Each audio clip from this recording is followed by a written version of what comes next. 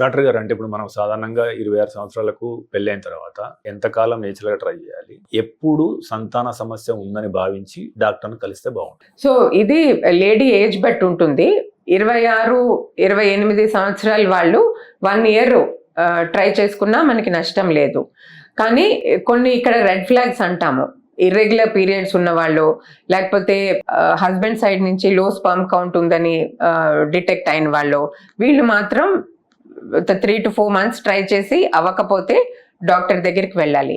కానీ ఇప్పుడు ఇంతకన్నా మంచి కాన్సెప్ట్ ఏం వచ్చిందంటేనండి, ప్రీ కన్సెప్షనల్ ఇవాల్యుయేషన్.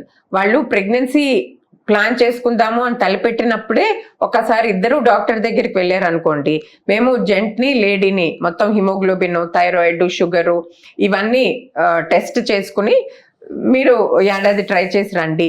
లేకపోతే సపోజ్ 35-year-old కపుల్ వచ్చారనుకోండి, మీరు ఇంకా 2-3 months ట్రై చేసుకుని వచ్చేసేయండి అని చెప్తాం.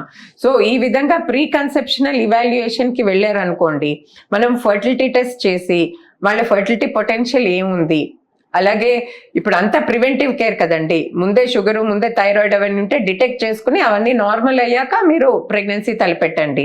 మీ బాడీ వెయిట్ మరి 75-85 kilos ఉందంటే మీరు వెయిట్ తగ్గి ప్రయత్నించండి. హస్బెండ్ స్మోకింగ్, డ్రింకింగ్ ఉంటే మీరు అవన్నీ మానేసి అప్పుడు స్పర్మ్ క్వాలిటీ ఇంప్రూవ్ చేసుకుని అప్పుడు ట్రై చేసుకోండి. చాలా చాలా మంచి అడ్వైస్ ఇవ్వగలుగుతాం. ఫోలిక్ యాసిడ్ అని ఒక చిన్న వైటమిన్ ఉంది, అది కనుక 3 నెలల ముందు నుంచి వేసుకుంటే బేబీకి డిఫెక్ట్స్ రావు, స్పైన్ డిఫెక్ట్స్, హార్ట్ డిఫెక్ట్స్ రావు. 62 లక్షల మంది ప్రజల్లో మెడ్ ప్లస్ బ్రాండ్ మెడిసిన్స్ కి మారడం వలన 915 కోట్ల రూపాయలు సేవ్ చేసుకున్నారు. అదే మెడిసిన్స్ అదే క్వాలిటీతో 50 to 80% డిస్కౌంట్.